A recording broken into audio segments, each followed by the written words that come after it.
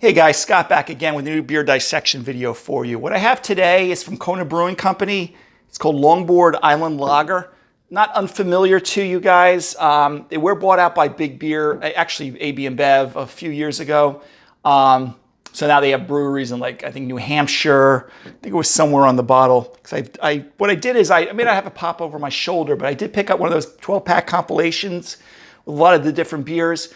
And again, I don't just try to pick these exclusive high-end breweries. I try to get some big beer.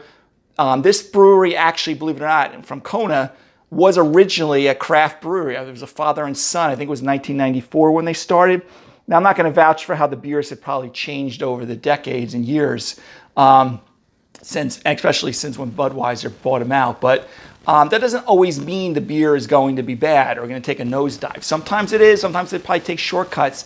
A lot of times they keep the same brewers. I don't know what happened here, but I like to review beers, not just those exclusive ones like Equilibrium, Hill Farmstead, things like that, or my local guys here.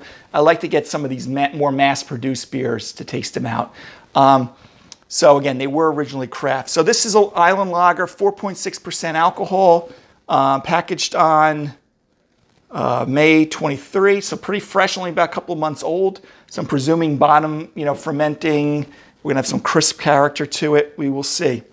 Okay, so I'm sure I'll have it popping over my shoulder. But Longboard, okay, lager. I'm probably gonna be reviewing. I do have on my beer dissection I think it's their Golden Wave. It's their Golden Ale, or their Blonde Ale, technically is the style. I'm probably going to be reviewing 2 or 3 from this new 12-pack compilation. So, I don't like to just do videos, again, on those big boys, high-end beers that you're paying $25 a 4-pack. I like to do it on some of these macro beers too, because I find these are nice to have in the refrigerator. They're usually, highly carbonated, refreshing, pretty economical. Okay. So anyway, let's check this bad boy out. Okay, so let me see here. So what we have here is, sorry guys, I had to pause the action real quick. I do this in my house, obviously, so sometimes things start ringing, doors start opening, whatever it may be. So we have here, again, we're reviewing the Longboard Island Lager. I poured it right before I kind of paused it. So, some of the head's dying down, but it was up there about 1 inch, 2 inches where we want. You can actually see some of the lacing, white, pretty tight bubbles. And again, with the lacing, that's a good sign. Just using a typical tulip pint glass here. Nice clear gold, perfectly clear. Other than, you see some condensation spots there. And there's really no chill haze. It's actually pretty clear. Okay, if I didn't have the condensation on there, you probably see right through the other side. So anyway, let's take a sniff of the aroma. Oh, you get that very familiar herbal, floral character to the hops. I don't know what they're using specifically, but you'd almost think, I'm not going to say it smells as good as, say, a German Pilsner Authentic, but it has that character of floral, spiciness, herbal. There is that little bit of, the one negative thing I would say about it, has that little dankness, almost like, I want to say like college old Solo cups after a party, right? You have that stale beer smell to it, but especially when I take short sniffs. Take that longer sniff. I think it smells a little bit more pleasant. You kind of get hit a little more with that herbal, spicy character. Okay. Pretty neutral malt. But again, I'm getting that Solo cup smell there. It's kind of that dank, old beer kind of smell. Even though I think this was bottled pretty fresh here. Okay, I looked at it before I put it on. I think it was May. Actually, I may have said it on the beginning of the video, even though I had to pause it. May of 23, so this is July of 23. So, 2 months, probably brewed up in Portsmouth, New Hampshire. Okay. That's it. This is not going to get that fruit bomb, okay? So you're not going to expecting, you know, grapefruit citrus. I'm really not getting that at all. It's just kind of floral, spicy, herbal character, like kind of a little bit like German noble hops, or maybe Czech hops, okay? Like Sazer type of hops. But there's just something lacking, in my opinion. Okay.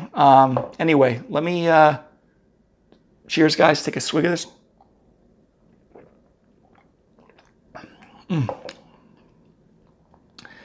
Nice carbonation, very refreshing. I have this a little colder than usual because it was a lager. Then you kind of get left with that bread crust kind of malt on the aftertaste. Moderate bitterness. But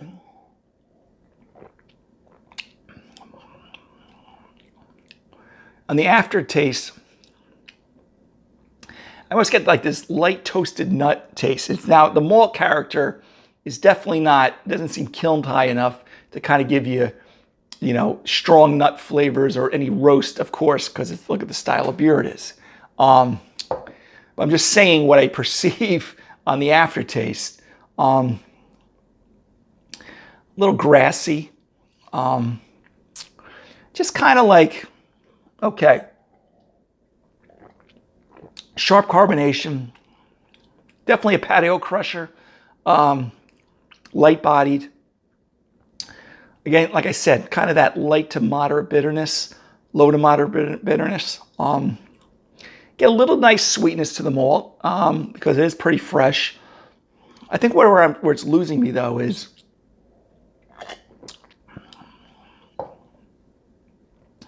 so that aftertaste, you kind of get this dank nature. I don't know quite picking up what it is. It's not contaminated. It's anything to do with that, but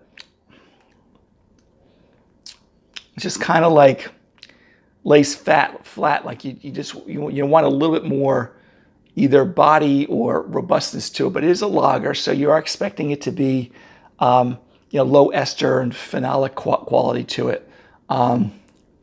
The malt here, there is definitely some sweetness to the malt. You kind of get that. That's what's kind of nice about it.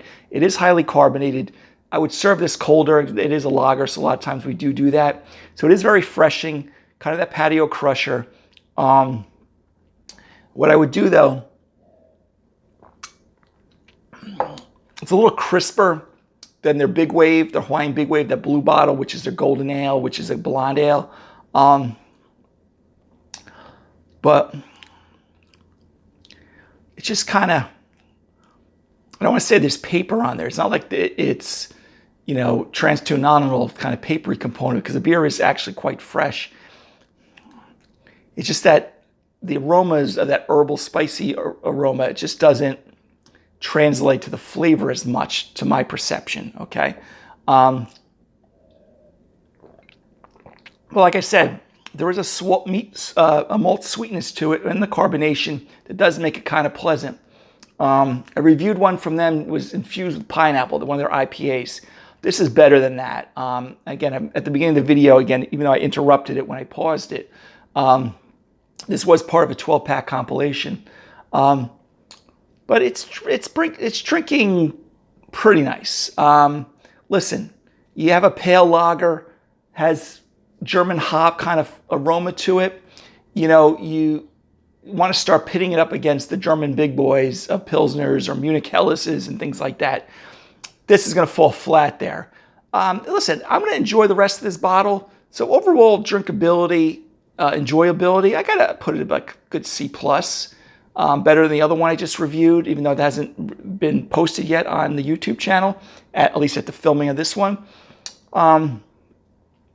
But I think overall lager-wise, especially if you were going to compare this to some of the international lagers, like certain German Pilsners or Czech Pale Lager, it falls flat. But again, don't take that as a complete knock to the beer. I think the carbonation, the sweetness to the malt that I said earlier is quite pleasant. So what I'm going to do is I'm going to just put this a plain C.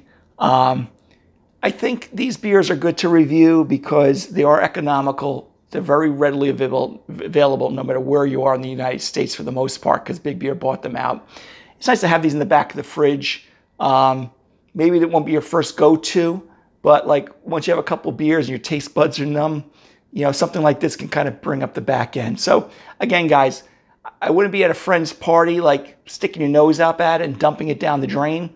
It's average. It's just kind of an average lager. It doesn't really blow you away with even the herbal, spicy, floral hop character, which again, if you're an IPA snob and you're looking for grapefruit, citrus, you wouldn't expect that in a lot of these lagers anyway.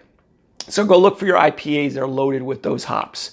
But comparing this, I would definitely take this over a Budweiser, Miller, American Light Lagers, American Lagers any day. And I think that's probably what they were trying to achieve.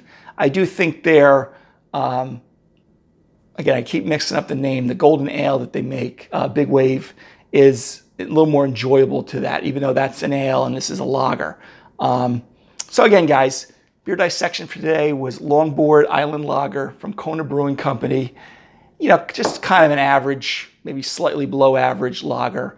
But again, I wouldn't be that beer snob. I think all beer has a place and time. So anyway, guys, that's today's beer dissection. Till the next video, have a great day. Take care.